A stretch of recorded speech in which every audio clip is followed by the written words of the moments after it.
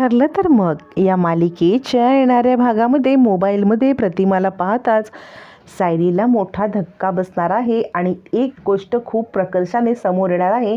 ते म्हणजे ज्या वेळेला आता सायलीला प्रतिमा पाहणार तेव्हा तिच्या तोंडून तन्वी असं नाव निघाल्यामुळे सगळाच खूप मोठा खुलासा होणार आहे.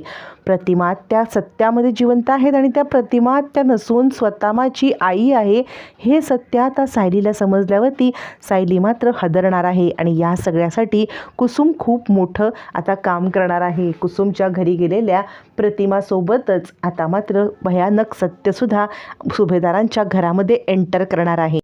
ज्याच वेळेला सायलीने प्रतिमासारखा फराळ बनवलेला असतो त्याच वेळेला प्रियाने खोटं बोलत चकली आणि करंजा असे नाव लिहून त्या डब्यामध्ये बिस्किटचे पुडे ठेवलेले असतात. आणि आता रविराजांना प्रियाचा खोटारडेपणा समोर येतो.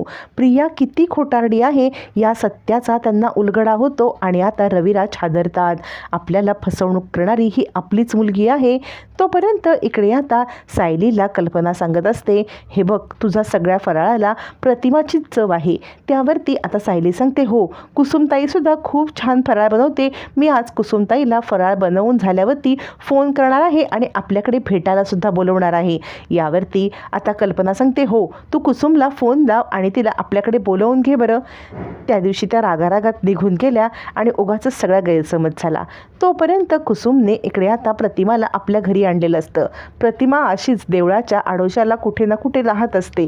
तिला बाकी काही आठवत नसतं, बोलता येत नसतं. त्यामुळे देवळामध्ये इकडे तिकडे राहणाऱ्या प्रतिमाला कुसुमने आपल्या घरी आणलेलं असतं. कुसुमने घरी आणल्यावरती मात्र आता प्रतिमाची कळी खुललेली असते. प्रतिमा कुसुमच्या सोबत छानपैकी फराळ वगैरे बनवत असतानाच तिकडे आता सायलीचा कॉल येतो. सायली म्हणते, कुसुमताई तुला ना आमच्या घरच्यांनी दिवाळीचा फराळासाठी बोलवले. कुसुम म्हणते, अगं हो, पण खरं सांगू का तर आता मी एकटी नाही आहे, माझ्यासोबत त्या बाई आहेत बघ. तुला मी म्हटलं होतं तुला हॉस्पिटलला बघायला येत होते त्यावेळेला ज्या बाई माझ्या रिक्षेला धडकल्या ना त्या बाई माझ्यासोबत आहेत. म्हणजे नियतीने कसा डाव रचलाय बघ. ज्या वेळेला मी हॉस्पिटलमध्ये होते त्या बाई भेटल्या. आजसुद्धा काही गुंड त्या बाईंना त्रास देत होते, फराळ त्यांचा काढून घेत होते आणि त्या मला भेटल्या. यावरती आता कुसुम सांगते, अगं त्यांना मी माझ्या घरीच राहायला बोलवलं आहे. कारण खरं सांगू तर मी पण एकटी राहते आणि त्या इकडे तिकडे देवळातच राहतात. दोनदा नियतीने आमची भेट घडवून आणली तर मी त्यांना म्हटलं माझ्यासोबत तुम्ही या, म्हणून मी त्यांना घेऊन आले. सायली म्हणते, काय बोलतेस, खरंच तर तुझ्यासोबत आहेत, मला त्यांच्याशी फोनवरती बोलायला नक्की आवडेल. असं म्हणत सायली आता व्हिडिओ कॉल लावते आणि म्हणते, कुसुमताई मी व्हिडिओ कॉल लावते, मला त्यांच्याशी बोलायचं आहे. सायलीने व्हिडिओ कॉल लावल्यावरती कुसुम म्हणते, घे घे बोल त्यांच्याशी. आणि सायली आता मोबाईलचा फ्रंट कॅमेरा ऑन असताना कुसुम दिसत असते. कुसुमला ती सांगते, कुसुमताई तू आता बॅक कॅमेरा ऑन कर की. असं म्हणत ती आता कुसुमला फोन द्यायला सांगते. तोपर्यंत इकडे आता कुसुमचा मोबाईल बंद पडतो आणि सायलीला प्रतिमाचा चेहरा दिसत नाही. पण त्याच वेळेला आता कुसुम तिला सांगत असते, मी तुझ्या घरी त्यांना नक्की घेऊन येईन सायली. असं म्हणत फोन कट होतो. फोन कट होत असताना बॅक कॅमेरा अचानकपणे सुरू होऊन साधारण एक झलक आता काहीतरी सायलीला दिसते. त्यावेळेला सायलीला तो विचार येत नाही. पण फोन ठेवल्यावरती मात्र सायली ज्या वेळेला किचनमध्ये येते त्यावेळेला ते विचार करते, हा चेहरा मी कुठे पाहिलाय का, मला असं वाटतंय की हा चेहरा मी पाहिलाय. आणि सायली विचार करते की काही नाही, मी कुसुमताईला तडक जाऊन भेटते आणि तिला इथलं निमंत्रण पण देते आणि त्या कोण बाई आहेत त्यांना भेटते का कुणास ठाऊक, त्या बाईंना भेटण्याची मला ओढ लागली आहे. त्यावेळेला कल्पना म्हणते, काय ग सायली कसला विचार करतेस. सायली सांगते, अहो आई ज्या वेळेला मी हॉस्पिटलमध्ये होते बघा तेव्हा कुसुमताई जेव्हा बाईला घेऊन आल्या होत्या त्या बाई कुसुमताईकडे राहायला आल्यात आणि त्यांच्याशी मी फोनवरती बोलत असताना अचानक फोन कट झाला. मला त्यांना भेटायचं आहे का माहीत नाही, एक अनामिक हुरहुर लागलेली आहे. त्यावरती कल्पना म्हणते, तू काळजी करू नकोस, तू त्यांना भेटून ये आणि त्यांना आपल्याकडे फराळाचं आमंत्रण पण दे आणि आपला फराळ पण घेऊन जा.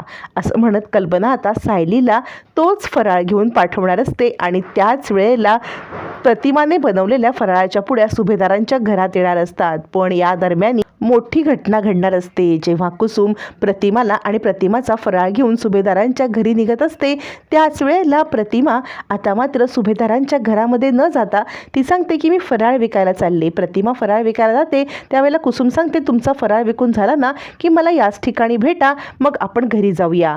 असं म्हणत आता ती कुसुम घरी निघते आणि ज्या वेळेला कुसुम घरी येते सायली तिच्याकडे हट्ट करते की मला सुद्धा त्या बाईंना भेटायचं आहे, तू त्या बाईंना घेऊन का नाही आलीस. कुसुम म्हणते, अगं त्या फराळ विकतात ना, हा बघ मी फराळ आणलाय. आणि आता कुसुमने फराळ दिल्यावरती सायली तो फराळ बघते आणि प्रतिमा आत्यांसारखाच फराळ असं म्हणत आता इकडे सायलीला कौतुक वाटतं की आपल्यासारखा सेम फराळ.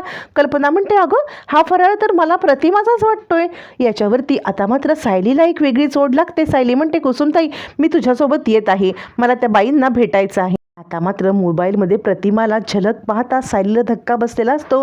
पण ज्या वेळेला स्वतः आता प्रतिमाच्या समोर सायली उभी होऊन राहणार तेव्हा खूप मोठा खुलासा होणार. कारण प्रतिमाच्या तोंडून आपसूक तन्वी तन्वी असं आवाज बाहेर पडणार. कारण तिला सायलीला पाहताच काहीही न आठवत असलेली प्रतिमा अचानक तन्वी बोलायला लागते. कारण आपल्या लेकीचा स्पर्श तिला खूप काही सांगून जातो. आता सायली प्रतिमाला घेऊन घरी येणार का आणि सायलीच खरी तन्वी आहे या सत्याचा उलगडा प्रतिमा करणार का, पाहणं रंजक ठरणार आहे.